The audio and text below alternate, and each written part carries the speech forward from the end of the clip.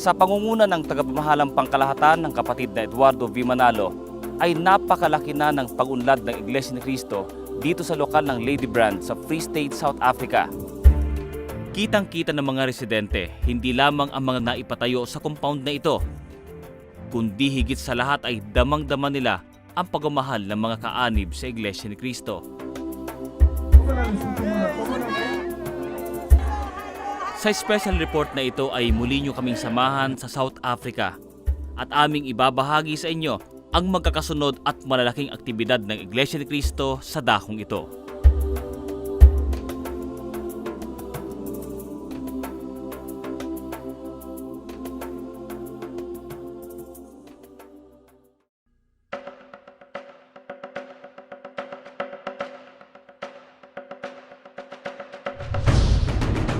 Dito sa bansang South Africa, kabilang sa mga komunidad na naunang inabutan ng tulong ng Iglesia ni Cristo ay ang Lady Brand.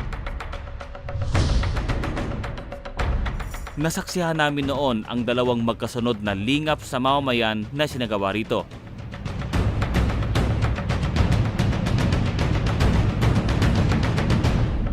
For the first time here in Manyatsen to have such a big event like this one, especially the church to bring this event here, is so amazing for us. We are very happy, very happy. There are many people here. We are suffering, don't have food, sleeping with empty stomachs. And we say thank you for this project. Sa panahon ng pag-aabot ng tulong, ay madarama sa mga residente ang labis na pangangailangan. Thank you very much. Bukod sa pamimigay ng food parcels, dito ay naglunsad ang Iglesia ni Cristo ng isang komprehensibong livelihood project. Sa kasalukuyan ay daan-daan na ang napagkalooban ng hanap buhay. May mga nabigyan ng kabuhayan sa eco farm, gayon na rin sa livestock farm. It's a very big opportunity for me. I'm working in a good future, brother, ever since I worked inside the Church of Christ, because I've realized that I've turned into a new leaf. I'm working in the right path, in the right direction.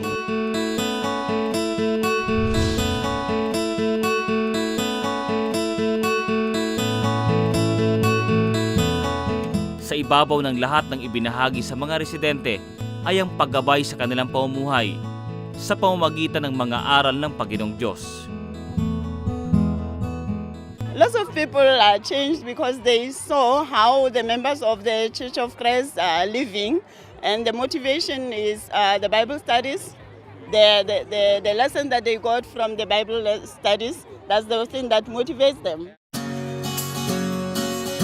Para matugunan ng mabilis na dumaraming bilang ng mga kaanib, nagpatayo rito ng gusaling sambahan na inihandog sa Panginoong Diyos ng tagapamahalang pangkalahatan ng Iglesia ni Cristo, ang kapatid na Eduardo V. Manalo.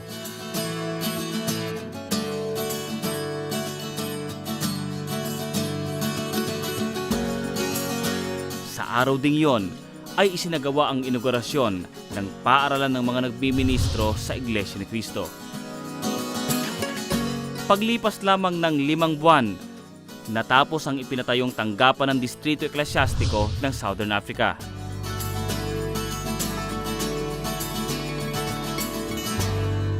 Halos 1 taon pa ang lumipas, muli kaming nakabalik sa South Africa para sa isang serye ng mga aktibidad. Nasa tapat lamang ng gusaling sambahan ng lokal ng Lady Brand ang dako ng gawaing pansibiko.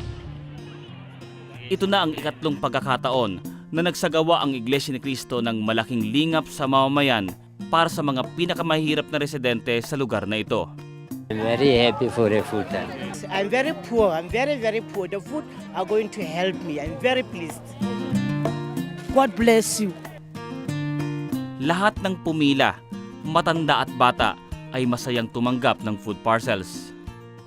Happy. Yes. For this food, we eat so much. It makes me feel so happy because the Iglesia in Christ will help us, brother. We love it, Church of Christ, brother. He helps us to eat. Thank you, Church of Christ. Thank you very much.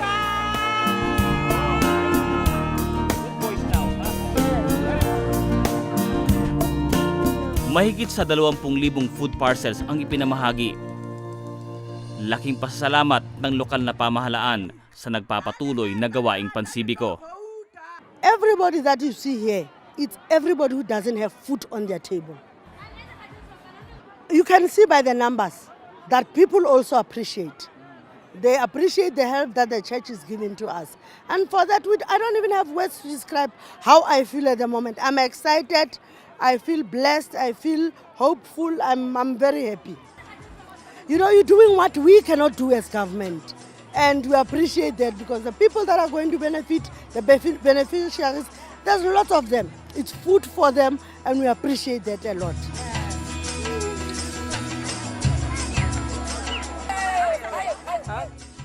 Ang mga proyekto ng Iglesia ni Cristo sa Lady Brand ay nakatawag ng pansin hindi lamang sa mga residente, kundi maging sa mga dumarayo rito, katulad ni Samuel. It was because of the people of whom I saw or witnessed going to the church, getting blessed every day. And then I urged my family that I heard of a church, it's called IGLESIA and CRISTO. I also met Sister Elizabeth, one great kind of a lady.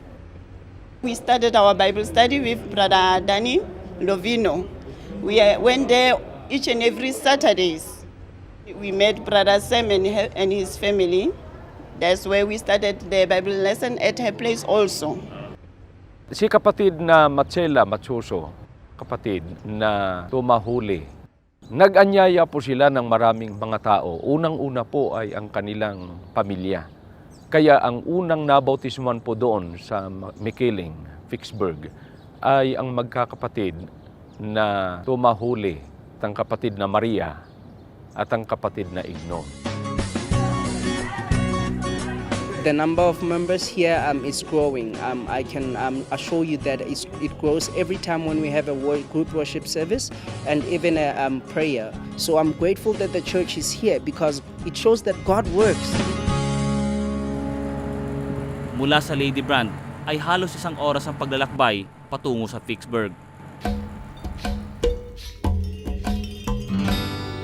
Hunyo 2018, nang isagawa ang unang pagsamba ng Iglesia ni Cristo sa dakong ito ng Vicksburg.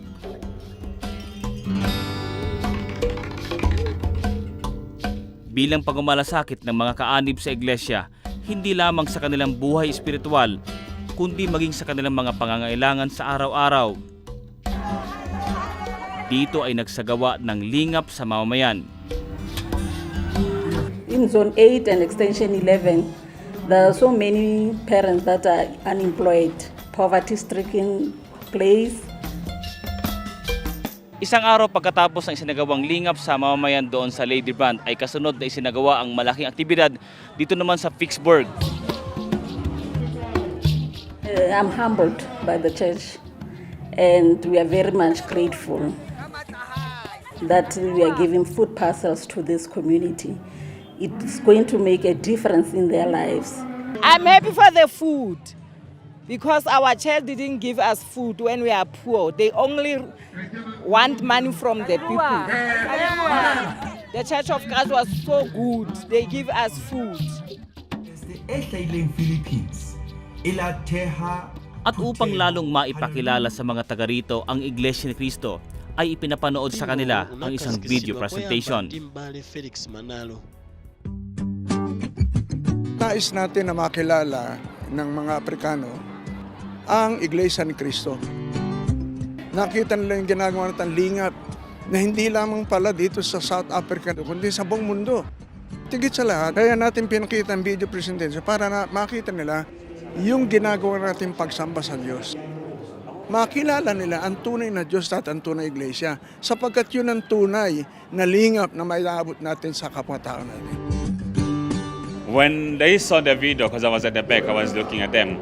Many of them, they were acceptable. They look, and then because they started to ask questions, what is this church? So the church was explained to them what is the Church of Christ in Sesotho, in their own language. It is more helpful here in this place when they listen to their language. In that video showing me, I was not crying, but I know what happened there. We all suffer. A few people from the other land come and help us. That's beautiful. Not you are black and you white and what you everyone go into that. And I love that church. Dahil sa kanilang mga napakinggan na mga aral ng Panginoong Diyos, gayon na rin ay sa nadamang pagmamahal mula sa mga kaanib sa iglesia, ngayon pa lamang ay meron na silang paanyaya. Could you please open the church for us here in Fixburg? As a belief, we want to pray God. We welcome the church so that even next time when we have an activity of this nature, you can come, you are most welcome. Kaugnay ng isang serye ng Aid to Humanity Project ng Iglesia ni Cristo, kasunod na nilingap ang mga residente ng Hadini Zulu sa bansang Lesotho. The people here in Hadini Zulu, since they are far away from the town, it's very difficult for them to get their basic needs for daily. But then the Church of Christ came and then give them these food parcels for them. And it is very essential. It is very important because now theirs and their families, they are going to eat today. And then you can see the smile on their faces. And this is the first time that the Church of Christ did this within the village. And no other church except the Iglesia ni Cristo. Pagkatapos na sila'y maabutan ng tulong, ay tumuloy kami sa isa pang dako ng lingap sa mamamayan.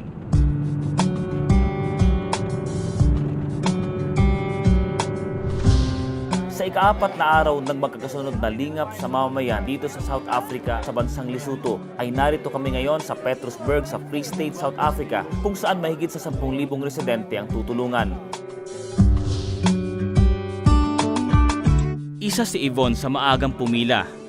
Ibinahagi niya sa amin ang matinding kahirapan na kanilang nararanasan. Half of Petrusburg is here. You can see how hungry we are. There are some people that they would wonder if what are we gonna eat today?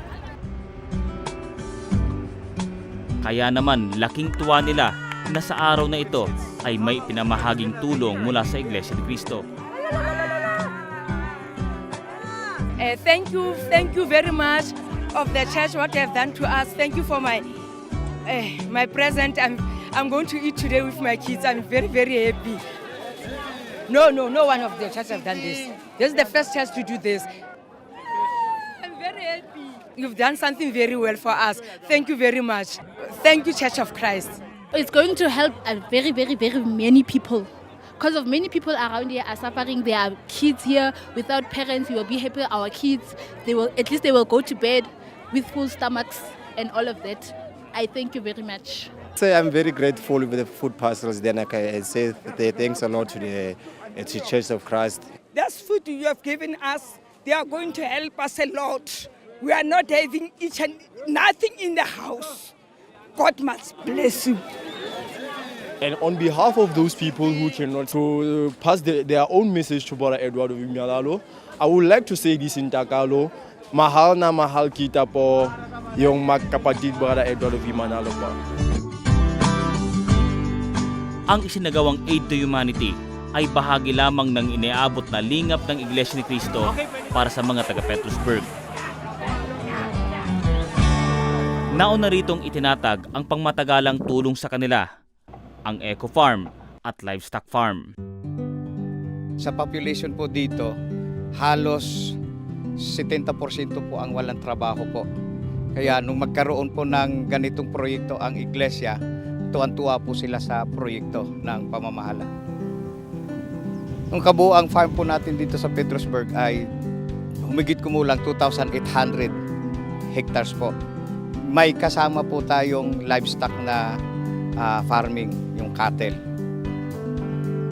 Isa si kapatid na Gary Taka sa mga nakinabang sa proyektong ito. Basically, the economy is low, and then there are not many jobs, especially here in Petrusburg. Thanks God.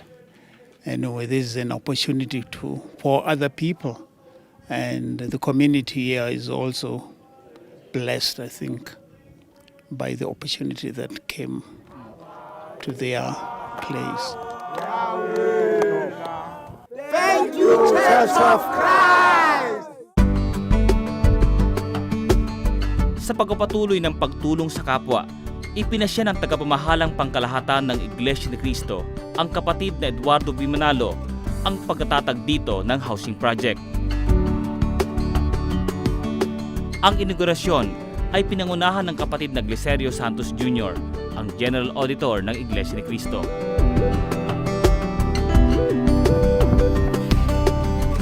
Ito po ang isa sa mga units. Makita po ninyo, meron siyang malawak na espasyo. Merong 2 kwarto. At ang mga kwarto na ito ay maluwag para sa mga titira din po dito. Hindi rin problema rito ang kuryente dahil sa may solar power para sa kanila.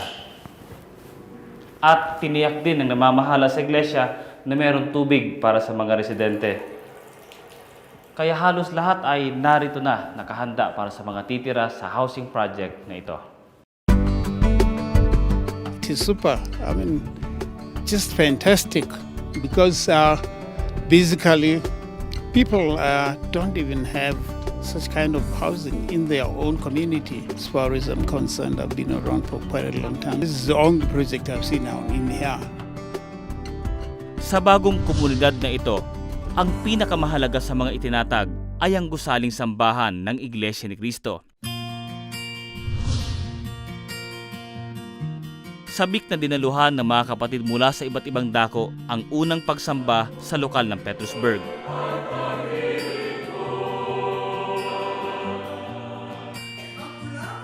Ang pagkakatalaga po ng gusaling sambahang ito ang magiging sentro po ng buhay po ng aming mga kapatid po sa dakong ito. Lalo dito po ginagawa ang mga pagsamba po sa ating Panginoong Diyos. New house of worship, brother, is going to be a unique place for people to have or hear about the gospel, the good news about God. The people here are very blessed, brother. Kabilang sa mga bagong gusaling sambahan sa distrito ng Southern Africa ay ang ipinatayo sa bansang Lesotho. Si kapatid na Andre Silva ang unang ministro sa Iglesia ni Cristo na nangaral sa bahaging ito ng Lesotho. Si kapatid na Zach Mahanetsa naman ang kanyang naging translator. The Church of Christ, Iglesia ni Cristo, what they do is to teach everything in the Bible. So it is very easy to convince someone because he can see we are not giving our opinions. That's why the people here, they believe in the true gospel. And then they decided most of them to be baptized. It has given my community a great impact because they like it and now they think it is an encouragement. They talk about good prayers, good services. That's what they told me. It is really very good for them. Dati-rati ay sa lokal ng Hapochani pa sila dumadalo ng pagsamba. May kalayuan sa dakong ito. Subalit noong Pebrero 25, 2017 ay nagsimula na ang pagsamba ng Iglesia ni Cristo dito sa Hadinizulu. Sila po ay sumasamba sa mga bahay ng mga kapatid. No? Yung mga kapatid na talagang naghahangad na iparating ang araw ng iglesia, hindi lang sa kanilang sariling sambahayan, kundi sa kanilang mga kapitbahay. Ang pagdaraos ng pagsamba sa tahanan ng ilang kaanib sa iglesia ay bahagi na lang ngayon ng kasaysayan. Mula sa Masero na siyang sentro ng bansang Lesotho ay nasa 60 kilometro ang layo patungo sa Hadinizulu at pagpasok sa village na ito ay mapapansin malayo pa lang ang pinakabagong landmark, ang bagong gusaling sambahan ng Iglesia ni Cristo.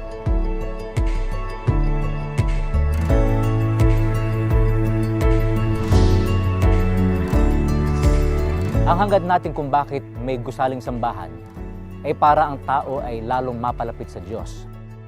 Sa kabila ng kahirapan ng buhay, kasama ng tao ang Diyos. Nakakapaglingkod tayo ng tapat, panatag tayo. Yan ngayon ang katangian ng maraming mga kapatid dito sa Hadinizulu. Sa pagtatalaga sa Diyos ng gusaling sambahan, ay dumalo rin ang mga kapatid mula sa iba't ibang lokal dito sa bansang Lesotho. Despite the hindrances and everything, we managed to arrive here safely, and we are very happy for our brethren in this part of the world. I'm very happy to see this new church is so magnificent. In our country, there is no church like this one. So I'm very, very, very happy. I appreciate it too much. I'm so proud and I'm so happy to see it. So beautiful. Sa kanilang pinakamaayos na kasuotan, maaga silang nagtungo sa gusaling sambahan.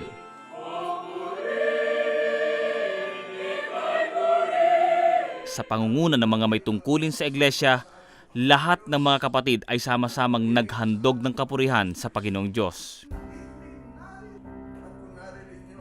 Sa pagtuturo ng kapatid na Gleserio Santos Jr., ministro ng Ebanghelyo, ay binigyang diin ang kahalagahan ng gusaling sambahan sa buhay ng mga lingkod ng Panginoong Diyos. Si kapatid na Milwa Monatisa na nakadestino sa lokal ng Hadinizulo ang nagsilbing tagapagsalin sa wikang Sisuto.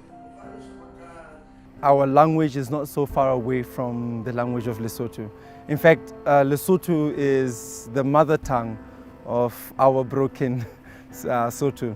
So to get to know the language here and to apply it easily in teaching, it has been an advantage for me to get to introduce the church to a lot more people. We have so many friends here, Paul. That's why first of all, we started inviting them to come to this worship service today, Paul.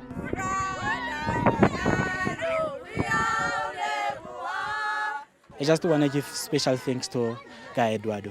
This is the power of God. We can see our love here in Africa.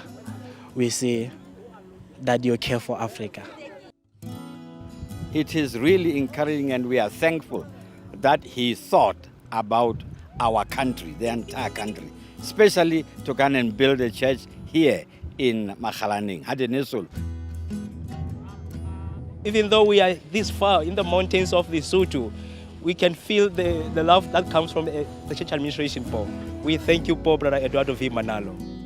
Sa pagkakaroon ng mga ministerial worker na nakapagsasalita ng wikang Sisuto ay mas naging madali na maipalaganap ang mga kalooban ng Panginoong Diyos.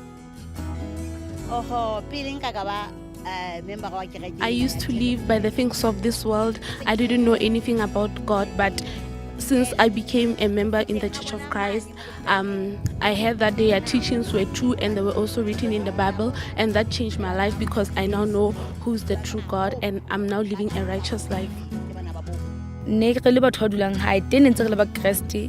used to spend my weekends in vain and doing nothing, but ever since I joined the Church of Christ, I'm busy, I'm learning more about the true God, and I'm always attending worship services. We can now know the truth about who God is and about the Bible because we attend studies, which is something that we never did before. So we are very grateful. We thank our Almighty God because we didn't have this opportunity before to worship our Almighty God, knowing that He will be able to accept our worship. This is an opportunity that we have to grasp, especially now that we have the house of worship. We have to come here, do our devotional prayers here, knowing that our Almighty God will be able to answer our prayer. This chapel is a great blessing to us, and it's the true church, Church of Christ. I was like, oh, we have the true church in our village.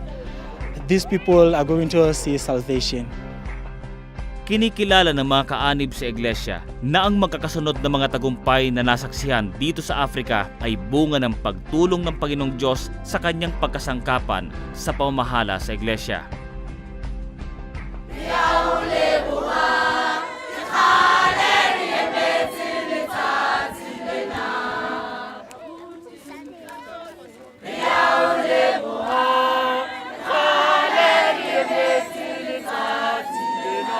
What do you mean by that? We've been waiting for this day for a very long time. We thank you very much.